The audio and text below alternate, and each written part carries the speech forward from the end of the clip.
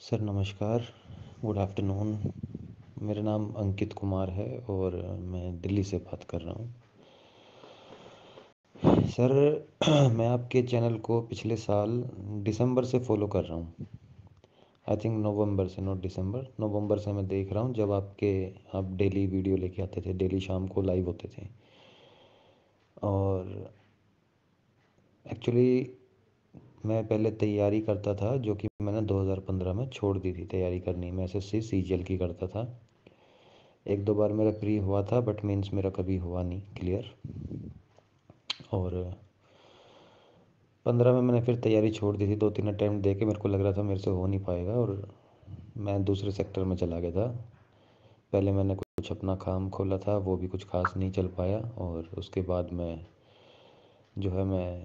Actually swimmer रहा हूँ national level का, तो दिल्ली में ही मेरे को ठीक ठाक जगह पे प्राइवेट सेक्टर में जॉब मिल गई थी।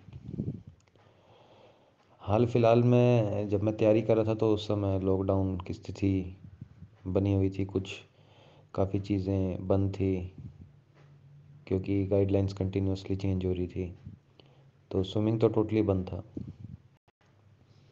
फॉर्म मैंने दिल्ली पुलिस का इसलिए डाला था क्योंकि मेरे को उस समय कोविड हो रखा था और सिर्फ 100 रुपये का फॉर्म था, तो बस ऐसे ही बैठे बैठे बस मस्ती में मैंने डाल दिया था। बस ऐसे ही एक दिन यूट्यूब पे जनरली जो लोग करते हैं ऐसे ही कुछ भी सर्च कर रहे हैं, तो आपका मेरे को दिखा चैनल।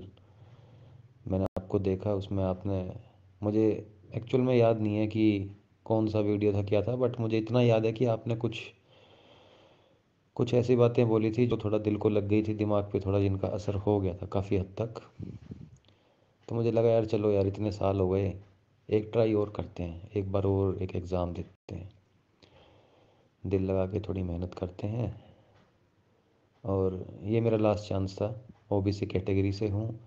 उम्र मेरी ऑलमोस्ट अब तो मेरे चांस ही नहीं, अब तो मैं 29 में चला गया हूँ। तो थोड़ा आपने बोला, थोड़ा मैंने मन को मनाया। मैंने लाइब्रेरी ज्वाइन करी अपने घर के पास। डेली लाइब्रेरी जाता था। शाम को आप मैथ्स की प्रैक्टिस कराते थे, मैथ्स की और रीजनिंग की, तो वो किया। और ऐसा नहीं है कि मतलब सब कुछ ही मेरा किया हुआ है। कुछ चीज़ें कुछ लोगों की कुछ सही समय पे दिमाग में लग जाती हैं, जिसका परिणाम काफ़ी बार बहुत अच्छे रिज़ल्ट आते हैं, बहुत मतलब फ्रूटफुल रिज़ल्ट्स निकलते हैं, जो पूरा जीवन जीने का नज़रिया बदल देते हैं। आपका ढंग, तौर तरीका, सब कुछ बदल जाता है। मैं डेली आपके वीडियोस देखता था। सबसे अच्छी बात मुझे ये लगती थी कि आपके चैनल पे ना फालतू की बातें होती ही नहीं है। दूसरा, उस टाइम पे सर ज़्यादा बच्चे नहीं आते थे, थोड़े ही बच्चे आते थे, तो बच्चे भी सीरियस ही आते थे, कोई फालतू वाला नहीं आता था। क्योंकि मैं और चैनलों पे भी पढ़ा हूँ।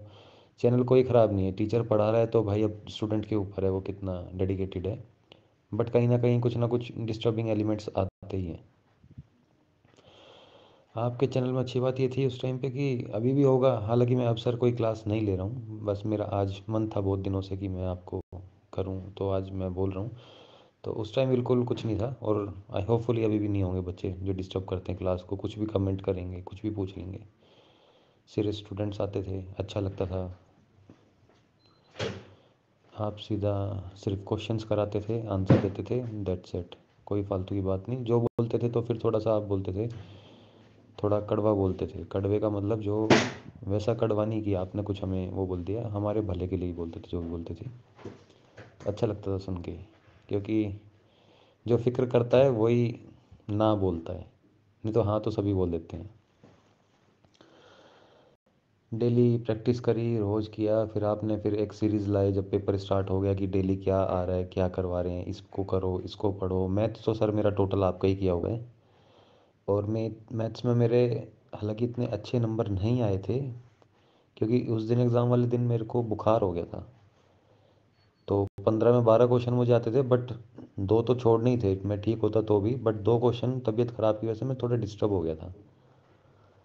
तो डेली आपको देखना, आपको चैनल पे आना, करना।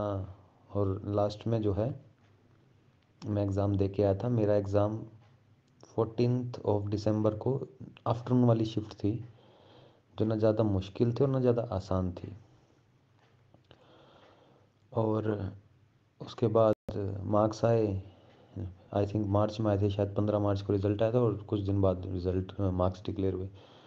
तो सर मेरे कुछ खास मार्क्स नहीं आए हैं। मेरे मार्क्स, मैं कट ऑफ से, फाइनल कट ऑफ में सिर्फ 0.01 ही ऊपर हूँ। 0.001, 68.4000 मार्क्स है मेरे। तो इसमें आपका बहुत बड़ा हाथ रहा है,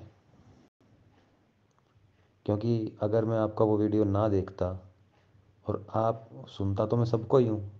अब मुझे उस दिन मेरा दिमाग किस हिसाब से था, या आपने ऐसी कौन सी बात बोल दी जो मेरे को लग गई, और मैंने आपकी बात सुनी, समझी, मानी, और अपने आप ही मैं तैयारी करने लग गया। मैं आपको सच बता रहा हूँ सर। और मैं किसका मतलब, ये झूठ नहीं है, भगवान कसम, मैं कुल 25 से 30 दिन पढ़ा हूँ सिर्फ। ओनली 25 से 30 दिन। लेकिन वो हाईली डेडिकेटेड जो है, 1 महीना दिया था मैंने, कि मैं करीब दिन में आई थिंक मैं 18 घंटे तक पढ़ा हूँ उस टाइम पे, कंटिन्यूसली 14 to 18 आवर्स।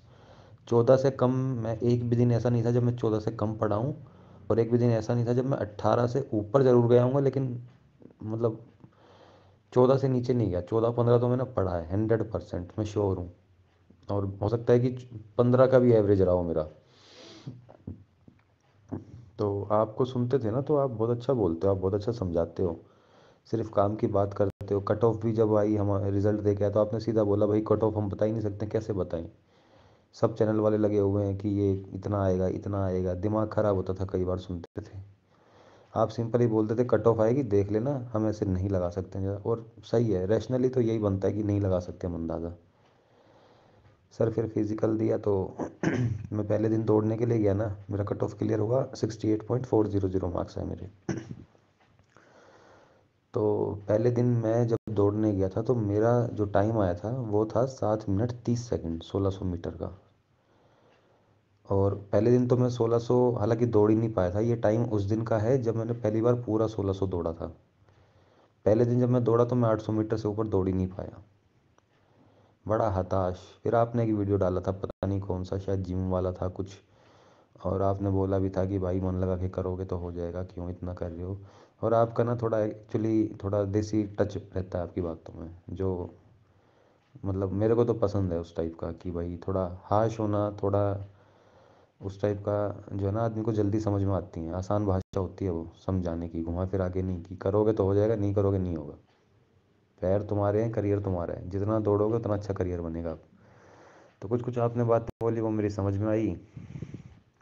मैं दौड़ा सर दबा के, और धीरे धीरे धीरे धीरे करते करते जो है मेरा टाइम लास्ट में, जब मैं फिज़िकल देने गया उससे पहले मैंने टाइम लिया। तो हाँ, उस टाइम मैं दौड़ दोनों टाइम रहा था। मैं दोनों टाइम 5-7 किलोमीटर दौड़ता था। वजन भी मेरा कम हो गया था, और ये था कि मौत तो आएगी नहीं ना, इतना तो तय था कि मरूंगा नहीं, जो होगा देखा जाएगा। अपना 100% देना है। 25 दिन पढ़ के रिटर्न निकल सकता है, तो 25 दिन दौड़ के फिजिकल भी निकल सकता है।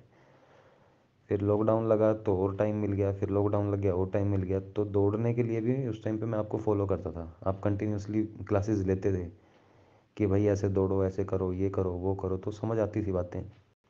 आपको देख के सिर्फ मोटिवेशन मिलता था। मन में जो डेडिकेशन रहती है, वो डेडिकेशन और स्ट्रांग हो जाती है। क्योंकि एक तो आप हम ऑलमोस्ट हम सबकी एज के ही हो, जो देखने में लगता है सर। दूसरा फिर लगता है कि भाई ये बंदा बता रहा है तो पक्का है ऐसा। और घुमा फिरा के बातें नहीं, ज़्यादा बड़ी भी नहीं बोलते हैं और ज़्यादा छोटी भी नहीं, जो पॉसिबल हो सकता है वही समझाते हैं, आसान तरीके से समझाते हैं। दौड़ने से पहले दिन मैंने टाइम दिया था अपना, 3 दिन पहले, 5 मिनट 40 सेकंड मेरा टाइम आ गया था। मेरे दोस्त ने मेरा टाइम लिया था, जवाहरलाल नेहरू यूनिवर्सिटी के अंदर मैंने रनिंग करी थी। 800 मीटर गया था और 800 मीटर वापस आया था।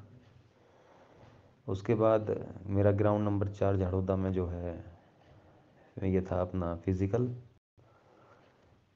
देने गया। पहला राउंड हमारा मुझे आज भी टाइम याद है, 1:20, दूसरा 1:40, तीसरा 1:30।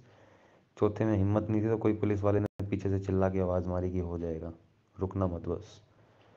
तो वहाँ 5 मिनट और 45 सेकंड में मेरा हो गया था, क्योंकि वहाँ मिट्टी थी और दौड़ना थोड़ा मुश्किल हो रहा था, धूप भी थी, तो इसलिए थोड़ा जो भी टाइम आया ठीक था, मतलब क्वालिफाई होना था, कोई पॉइंट्स तो थे नहीं कि जल्दी करोगे। सब कुछ हो गया, तो अब फाइनली मेरिट में भी नाम आ गया, और जस्ट बाई चांस हो रखा है, जस्ट एज पे हुआ है, तो बहुत अच्छा लगा। शुरू से ही सोचा हुआ था मैंने, जब मैं रिटर्न की तैयारी करता था कि जब फाइनली सेलेक्ट हो जाऊंगा तो आपको थैंक यू ज़रूर बोलूँगा। तो आज जो है मन हुआ कि आपको बोलूं, क्योंकि आज मेरा बर्थडे भी है, और आपकी वजह से जो है अब जीवन में बहुत बड़े बदलाव आ गए हैं। अब मैं 60 साल की उम्र तक निश्चिंत हूँ कि मेरे पास एक नौकरी है, बड़ी है छोटी है जो भी है, पहले से बेहतर है, मुझे इतना पता है।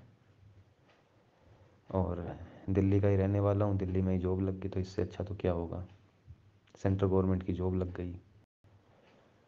तो आज मेरे बर्थडे पे मैं गिफ्ट जो है आपको लेना नहीं, आपको देना चाहूँगा, आपको फैसिलिटेट करके, आपको मतलब ये मैं बधाई आपको देना चाहूँगा कि आपकी वजह से मेरा ये वाला जन्मदिन सरकारी नौकरी में सेलेक्ट होने के बाद बनाया जा रहा है। मेडिकल सर मेरा हो चुका है, और 1 तारीख को मेडिकल सबमिट करा दूँगा, और कभी मौका लगेगा तो आपसे ज़रूर मिलना मुलाकात होगी सर। बाकी कभी भी किसी भी प्रकार की अगर आपको सहायता चाहिए हो दिल्ली के अंदर, इस प्रकार से मैं नहीं बोल रहा हूँ कि मैं पुलिस में हूँ या किसी डिपार्टमेंट में हूँ, एक जनरली एक इंसानियत के नाते किसी भी प्रकार से आपको सर मेरी मदद चाहिए तो आप मुझे कृपया करके एकदम याद कीजिए, और मुझे बहुत अच्छा लगेगा। तो आपका सर बहुत बहुत धन्यवाद, एक नई राह दिखाने के लिए और उस पे चलने के लायक बनाने के लिए भी। मैं चाहूँगा कि आपके जीवन में हर वो खुशी आ जाए, हर वो उपलब्धि आ जाए जो आपने सोची है, और मेरी बहुत बहुत शुभकामनाएं सर आपके साथ हैं। धन्यवाद सर।